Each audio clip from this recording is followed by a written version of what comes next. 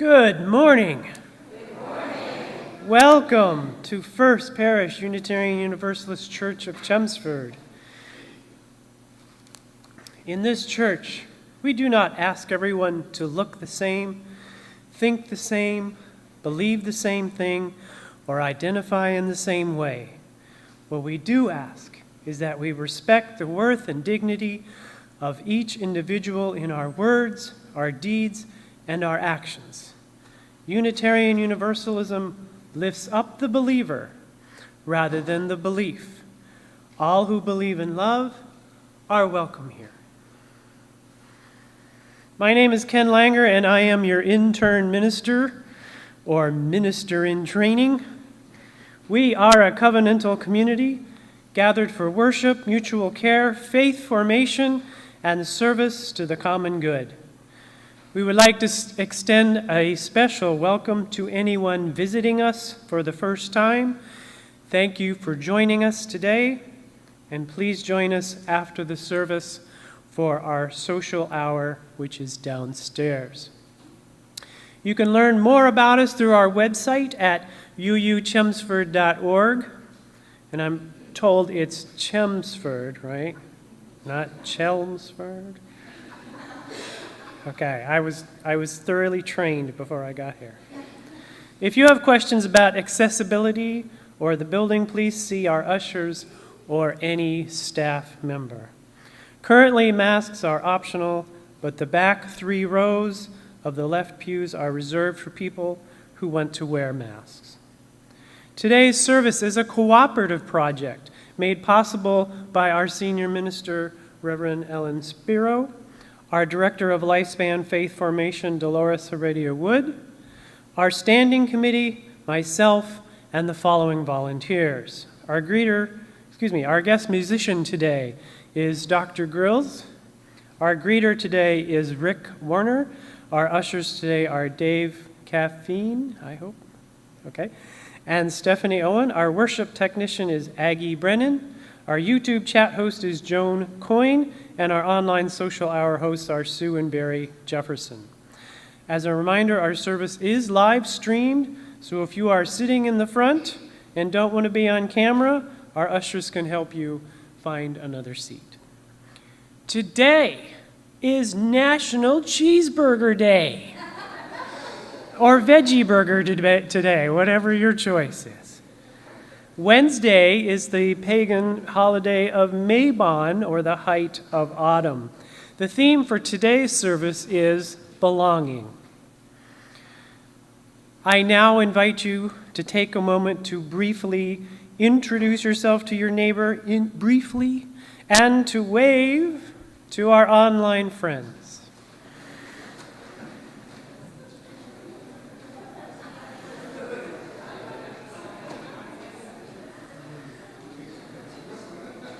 Let us now center ourselves and begin the service as a community of worship.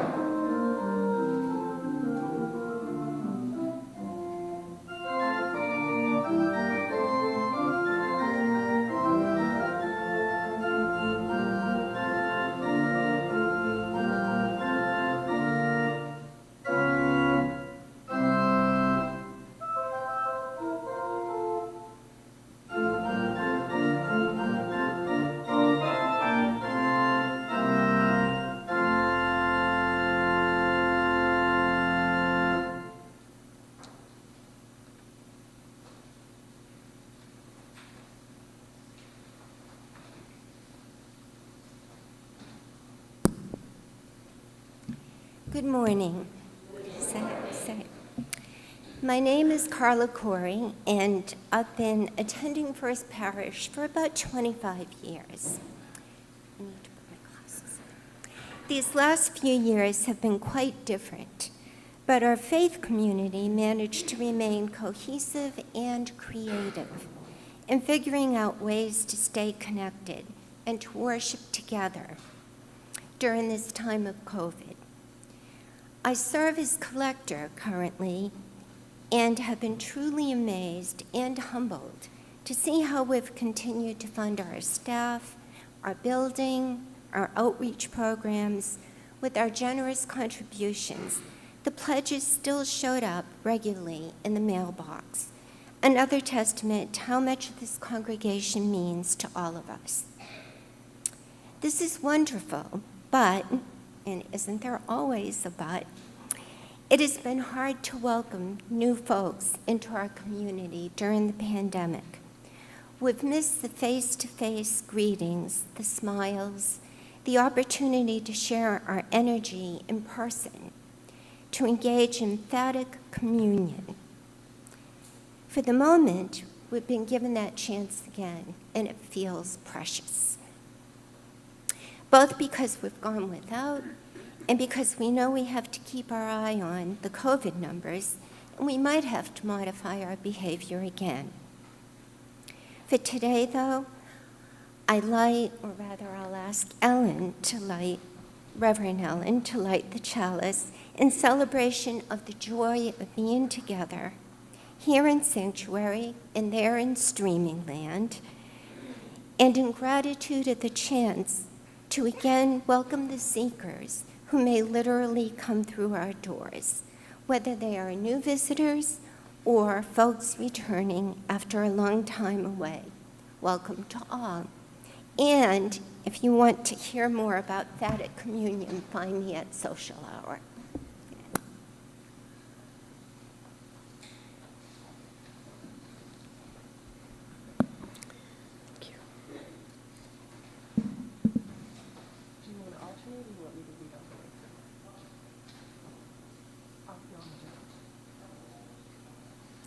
I'd like to welcome to First Parish, where sometimes we know what we're doing. I'd like to invite us now to join in our covenant. It's in your order of service.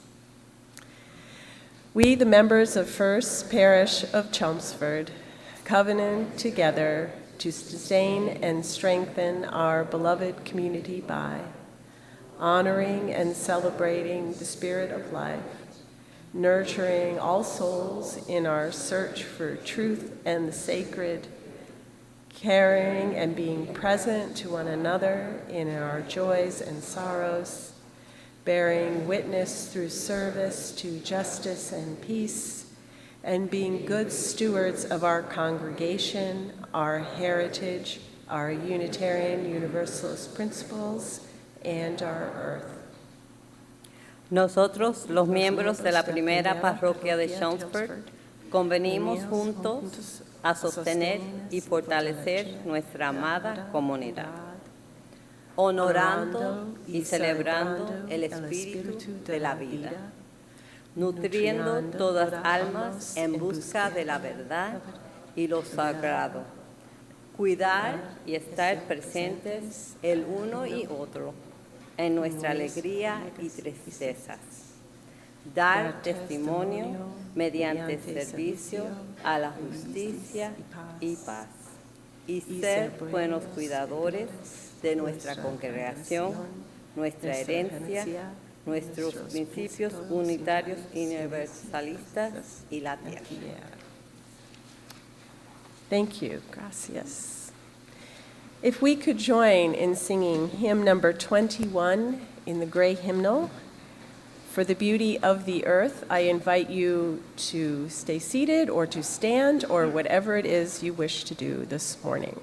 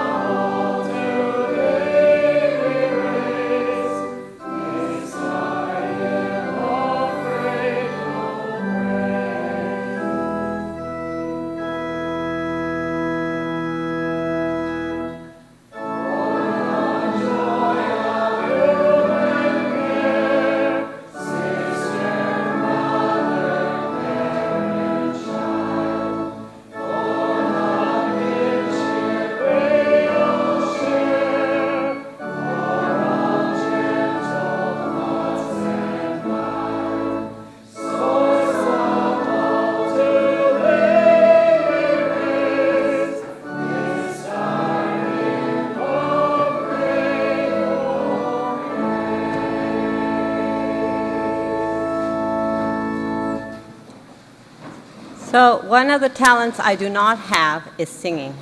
But as I was reminded recently, we need listeners to great singing like that. So thank you for that. So talking about, well, I'm Dolores, Faith Formation Director. Buenos dias. So yes, last week I talked to you about reactivation. So this week we're going to do our reactivation, so we re-engage. So this is going to be very simple. And you can participate if you want to, and you can participate from home if you want to within your home. And it's just an Om roll, or a sacred word roll. So Om is known as the sacred syllable. It is the perfect sound. And actually, even if they spell it Om, it is sounded out A-U-M, because it starts at the back of your mouth and goes around. So I am going to ask Ellen, because who else, if she could start our Om. And what it does is Ellen starts the Om, and then we'll go back and forth each aisle. And then we'll start from the back to the front, and we'll have a round of Om. When you're doing your Om, you can keep doing your Om, so you don't have to do it just once. Just do it as many times as your spirit calls out, okay? And may we have, with this Om, find the peace within us that can be released to the earth.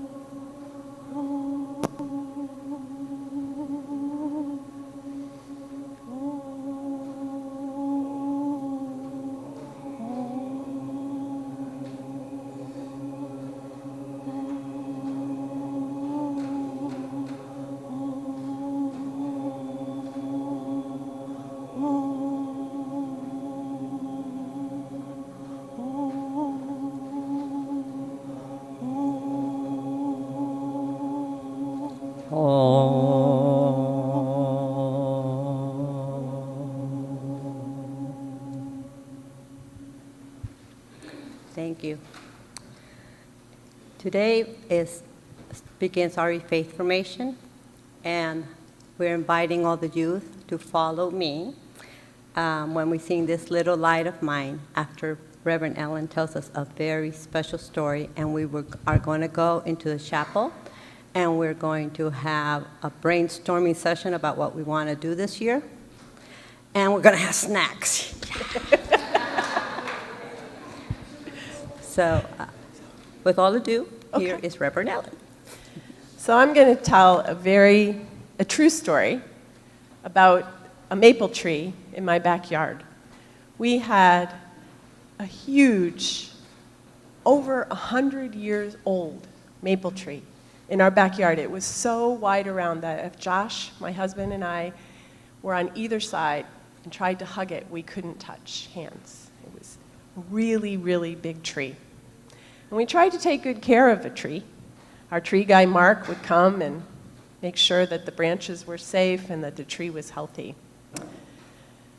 But in August, there was one of those microburst thunderstorms that roared through, and a giant limb fell. And it was as big as a tree. I mean, it was huge. And we were really lucky because it fell not on our house, and not on our neighbor's house, and not on our other neighbor's fence. It just fell into some other trees. And we called Mark, and he came, and he said, "We're going to have to take your tree down." And we were really sad because that tree had been there for over 100 years. It was older than our house, which was built in 1926. It's not a young house.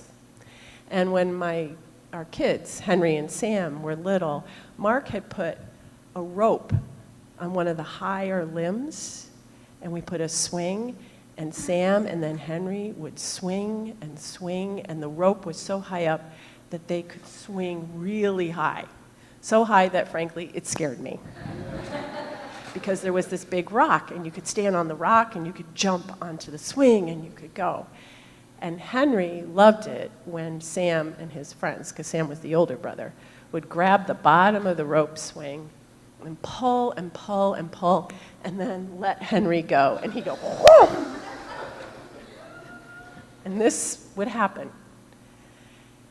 And they're a little too big for that now. But the tree is just very close to our hearts. So it had to come down. And Mark didn't have the equipment, so he called his friend Bill, who came. And he came with this giant crane. And he took the tree down. And we were sad. And I know trees aren't people, and they're not pets, but they live and they breathe and they communicate in their own way. Trees do. They communicate to each other. And they house birds and squirrels and other creatures. And the tree didn't belong to us so much as we belonged to the tree, because it had been there before us. And it belonged to the creation that surrounds us, and we had encroached on it. Now, you know, if you know me, you know when I get sad or worried, I bake, right? I overbake, if I'm honest. And while Bill was taking down the trees, I baked 24 peach muffins. And I had to give him some, because what were we going to do with 24 peach muffins? And he gave some of them to his crew. And Bill was a man who loves trees too. He got it. And he texted me that night. Hey, you. This is what he said. Hey, you. I'm sorry for the loss of the tree, capital T, the greenness and all of that. Try to remember in a short time, the little maple I left and the cedar trees will get big now, fast. Things are safe now. Thanks for the muffins. Had one with butter and a cup of tea last night. Yum. And he was right, not about the muffins, but about the little maple and the little cedar trees. What I hadn't realized before is that this big, glorious maple was taking up all the sunlight and all the rain, and the other trees couldn't grow. And now they can. And that doesn't mean I can't be sad about the maple. In fact, it was important to be sad about it. But all life doesn't end when we lose something we love. We have to get used to a new landscape, which can be hard, but also revealing about how we're all connected to one another. So I'm going to watch the little maple and the cedars grow. And in 100 years from now, I hope they'll be there, big, to oversee whoever lives in our house next, because we won't be there. So I'm going to invite us to join in singing This Little Light of Mine, as those of you who are going to go to the chapel for snack and with Dolores. And if you want, on your way out, I will show you a picture of the guy in my giant tree. Christopher.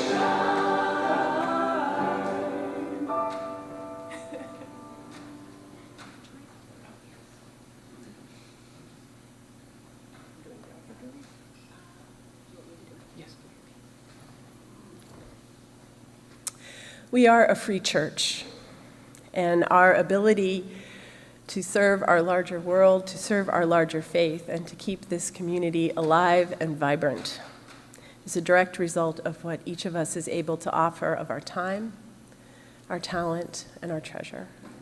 We will now gratefully receive our morning's offering for the life and work and ministry of our beloved community. We'll do an offertory here. If you're watching from home or when you get home, you may also donate online at our website, uuchelmsford.org.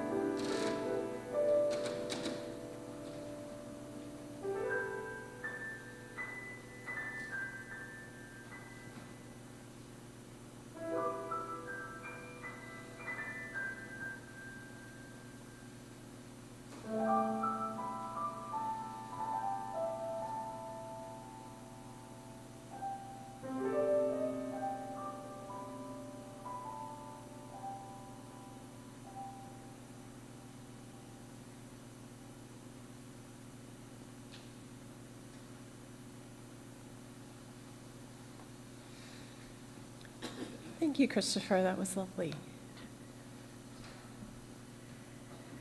I have two brief readings, ancient readings. The first is from the Buddhist tradition, the Dhammapada. Hatreds do not ever cease in this world by hating, but by love. This is an eternal truth. Overcome anger by love, overcome evil by good. Overcome the miser by giving, overcome the liar by truth. And from the Christian tradition, the Gospel of Matthew, chapter 22. Teacher, which is the greatest commandment in the law? Jesus replied, love the Holy One with all your heart and with all your soul and all your mind. This is the first and greatest commandment. And the second is like it. Love your neighbor as yourself. The law and all the law and the prophets hang on these two commandments. And a modern reading by the Quaker teacher Douglas Steere. The ancient question, who am I, inevitably leads to a deeper one, whose am I? Because there is no identity outside of relationship. You cannot be a person by yourself. To ask, whose am I, is to extend the question far beyond the little self-absorbed self and wonder, who needs you? Who loves you? To whom are you accountable? To whom do you answer? whose life is altered by your choices? With whose life, whose lives is your own all bound up inextricably in obvious and in invisible ways? We're going to hear from our choir.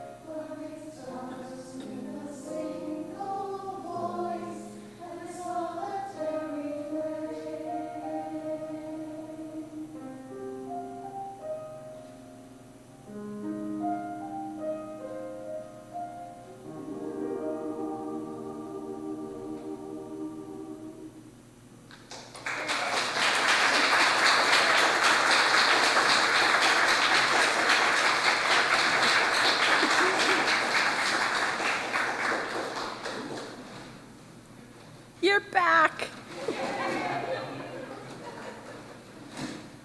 So cool.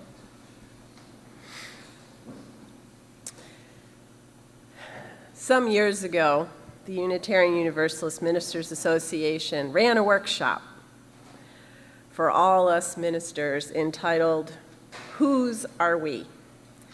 as part of a larger series focused on helping ministers and congregation members move from a prevailing individualistic culture in Unitarian Universalism to a more covenantal and relational one. A return, really, to our Unitarian and Universalist roots. After all, ask a Unitarian Universalist why they joined a church, and most answer, for the community. In other words, a place to belong. So the workshop series was intended to help us go deeper into what that means. And it started with the reading of that quote by Douglas Steere, The ancient question, who am I, inevitably leads to a deeper one. Whose am I? Because there's no identity outside of relationship. We were then asked to find a partner and do an exercise. One partner would ask that question, whose are you? And the other person would answer with the first thing that came to their minds. And then the partner would respond, God have mercy. And then ask again, whose are you? And the person again would answer with the first thing that came to their mind, and then the partner would respond, God have mercy. And then ask again, whose are you? And this went on like this for 5 minutes, and then you'd switch roles. As you can imagine, many colleagues resisted the response, God has mercy, as this is not language that most of us use. But the workshop leaders said, just trust us on this. Because the exercise was really about that repeated responses to the question, whose are you? And where those responses took us. Most of us started with the most intimate of our relationships, our partners, our children, parents, family, close friends, pets. And then we moved out. Our communities, our congregations we served, our neighborhoods where we lived, larger groups of friends, support groups, musical and singing groups, sports teams, book groups, social clubs, social justice and community groups. 5 minutes is a long time. And as this kept being asked over and over again, we had to think bigger. Our fellow citizens, the human species, the earth, the universe. And then we had to start across time and death and the space between the stars.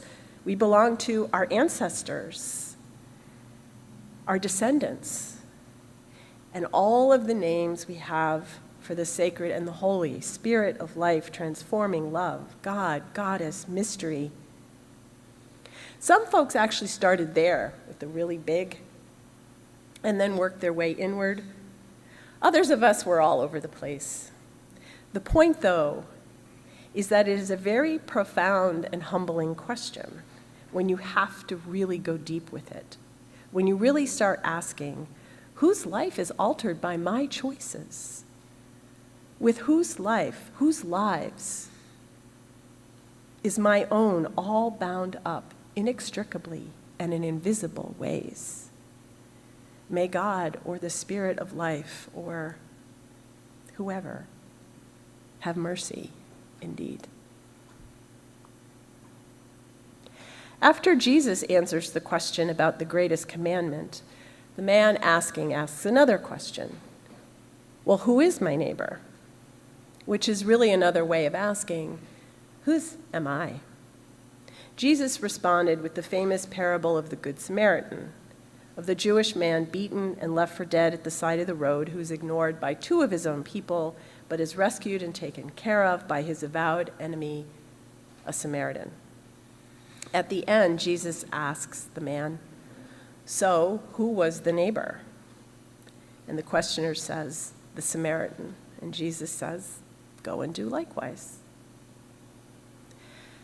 I don't think it will come as a revelation to anyone that the understanding of whose we are, who our neighbors are, is pretty fractured and fraught these days. A political climate of fear and division, the pandemic, the endangered real environmental climate are challenging our sense of belonging, narrowing the field of the whos we are willing to include in our whose are we. I read a piece by Lutheran pastor Nadia Boltz-Weber from her blog on August 4th entitled, Our Drug of Choice Right Now is Knowing Who We Are Better Than. She writes, a couple years ago when I retweeted someone's super mean comment, something about women or gays, I can't remember, it was pointed out to me that the comment was from a brand new account without a profile picture and had only 4 followers. I assumed that an actual person was saying these ideologically laden things to me, things that made me feel outraged. And just like each time this same thing happens, when I feel that fire of outrage, I direct the heat of my disgust toward everyone in this country who I believe is on that side. But in all likelihood, it wasn't a person, but a computer program stoking my outrage. The comment was from a spam bot, an automated account that is programmed by bad actors to engage potentially deceptive, harmful, or annoying activity. I've noticed since that while actual humans can be pretty crappy online, the most inflammatory comments are often from fake accounts. In that uplifting tweet you just shared, a Russian troll sent it, an article in Rolling Stone, co-authored by 2 Clemson University professors. The point was made that Russian bots have not just been stirring up America's anger at the other side, they're also patiently making friends with us, using the same hashtags and expressing the same opinions we agree with. Take, for instance, the fake Russian account from Melanie. Melanie's audience was made up of educated, urban, left-wing Americans harboring a touch of self-righteousness. She wasn't selling her audience a candidate or a position. She was selling an emotion. Melanie was selling disgust. The Russians know that, in political warfare, disgust is a more powerful tool than anger. Anger drives people to the polls. Disgust drives people apart, drives countries apart, which means that our contempt for each other is a national security issue. That really caught me. Our contempt for each other is a national security issue. When I reflect on the language of political posturing with its underlying threat of violence, its righteous disdain, its cultivation of disgust for the other side, I see the danger. If we cannot see human beings across the divides of red and blue or whatever colors we choose, if we are divided to the point of disgust, then we are in deep danger. We can't be each other's neighbors. We will no longer belong to the same country, the same humanity, the same planet. I've been following the story of the Venezuelan immigrants who were bundled onto airplanes by the governor of Florida and sent unannounced to Martha's Vineyard. Part of a larger tactic of governors in border states to send immigrants from Latin America to sanctuary cities and states as a way of saying, you want to protect immigrants who enter illegally into this country, we'll bring the border to you. You deal with them. Using human beings this way is mean. It's cruel. It's cynical, and it's dehumanizing. I condemn it. I would also remember that our country's immigration system is broken and dehumanizing at our borders. And part of the reason we are unable to fix it is because of the growing political disgust between politicians and voters. The questions of whose are we, who belongs, and how we belong to each other are at the very heart of this conflict. But we are not allowed to find common ground because any quarter given to the other side is portrayed as a betrayal. Resolving it, I think, requires more than a commitment to fairness or justice. It requires a gracious and radical hospitality. It requires mercy. For the beleaguered and travel-weary immigrants, and for those who sent them here. What would Jesus say, I wonder? It breaks my heart that his own modern disciples seem to not hear his teaching. The first principle of our Unitarian Universalist covenant states that we affirm and promote the inherent worth and dignity of every person. In the language of our Universalist ancestors, every human being is a child of God or of the universe, an embodiment of the divine or the sacred.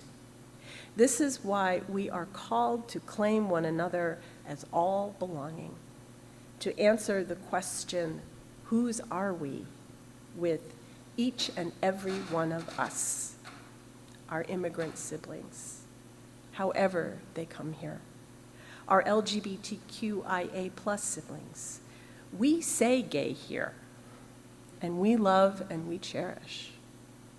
Our Black, Indigenous siblings and our siblings of color, our siblings of different economic, educational backgrounds, our differently abled siblings. And if we are going to do this for every person, our right-wing nationalist siblings too, we can challenge and condemn their behaviors and their beliefs, and we must do that. We can name the damage done by the culture that supports and privileges them, and if we're honest, many of us as well. We can be upset and disgusted by what we witnessed, but we cannot be disgusted to the point that we lose sight that they are human beings, that at some level we belong to them too, and vice versa, even though we may not want to admit it. I will be honest that there is the part of me that wishes I believed in a God of fairness, a God who comes down and punishes the mean and the cruel. Unfortunately, I don't believe in that God.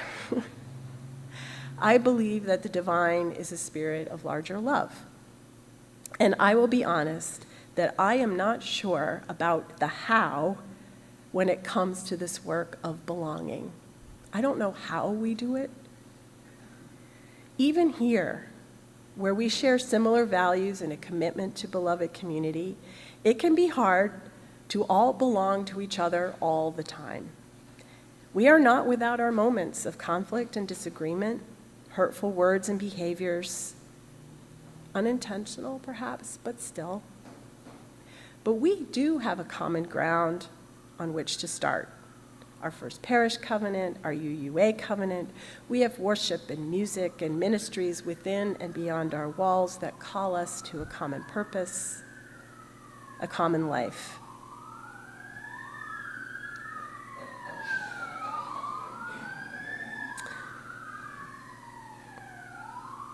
That reveal and reinforce the sacred ties that bind us to each other, to our larger faith and our larger world. Hatreds do not ever cease in this world by hating, but by love. This is an eternal truth, said the Buddha. Overcome anger by love, overcome evil by good, overcome the miser by giving, overcome the liar by truth. I really believe this ancient wisdom. I do. It's that simple, and it's that hard. Because love is not about winning or triumphing in the political arguments or battles. It's not about being right or righteous. It's about staying steady on the path, choosing love, choosing good, choosing generosity and hospitality in the face of miserliness and scarcity and greed, as those religious communities and social service agencies did on Martha's Vineyard. It's speaking truth in the face of lies, just speaking truth in the face of lies, not trying to win the argument, just speaking truth. And it's choosing mercy over and over again, trusting that in the long haul of human history, love doesn't win, love holds us. It holds us steady, it holds us from underneath, all of us, even those we don't like, who we don't want to be our whos we are. It feels very Dr. Seuss. Those who we don't want to belong to. Love is what will keep us belonging to each other, to the earth, and to life itself. I'd like to invite us to join in singing hymn number 95 in singing the Living Tradition. Again, I invite you to stay seated or to rise or however you are comfortable.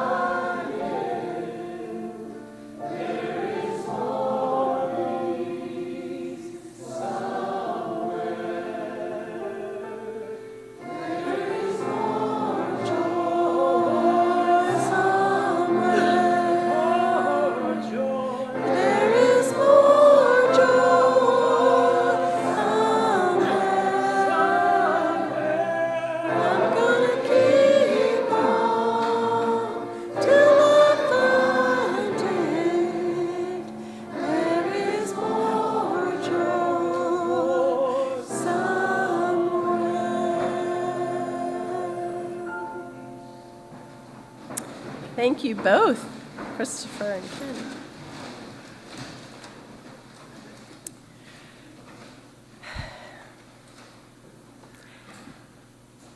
As we do belong to each other in our joys and sorrows, I invite us to breathe for a minute and center ourselves. Open our hearts and our minds and our spirits to our source of being, our source of life, whether we find that within, between, or beyond ourselves.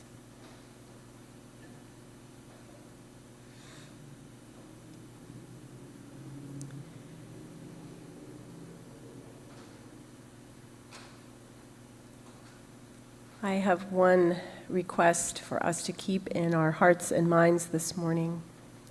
Deirdre Heck shares that her brother-in-law, who was diagnosed with stage 4 melanoma, brain cancer, it has now spread through his body, but not into his spinal fluid, so there is some hope. And he is being put into an immunotherapy trial in Texas, starting in a couple of weeks. And so Deirdre and her family ask that we hold him in our thoughts and prayers.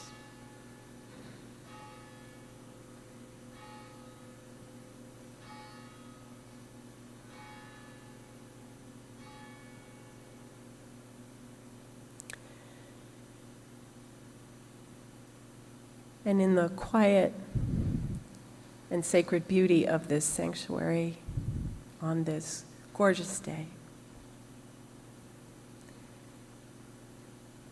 I invite, if you wish, whether you are here or at home, If you have a name that you wish to say aloud or in your heart that you are keeping in your thoughts and prayers this day, I invite you to do so now.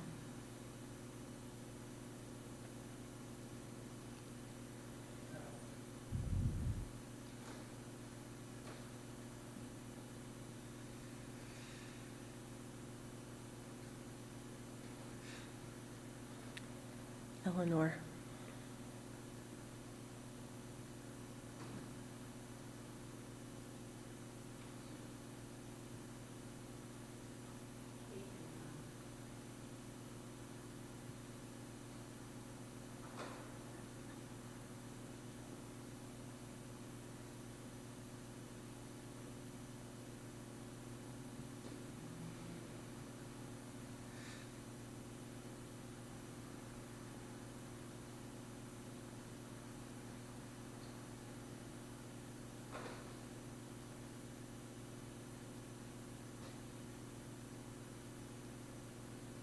Spirit of life and love, as we hold what breaks our hearts and inspires our spirits and brings us joy, may your spirit of peace be with us all. Amen, and blessed be.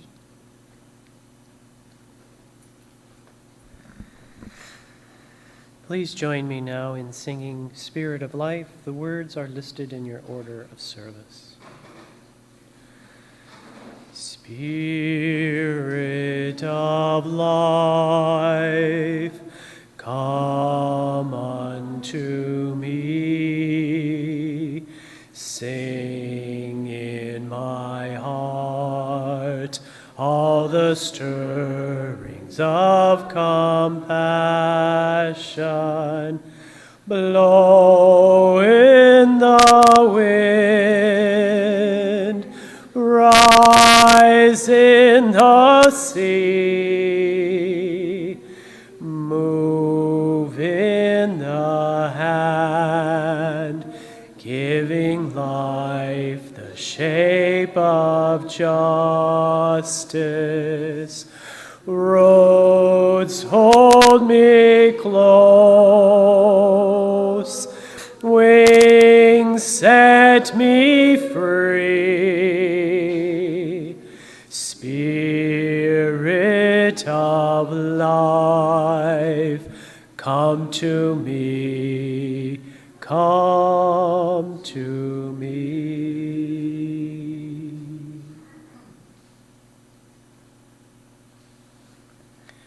My friends, go in peace, return in beauty. Go in kindness and return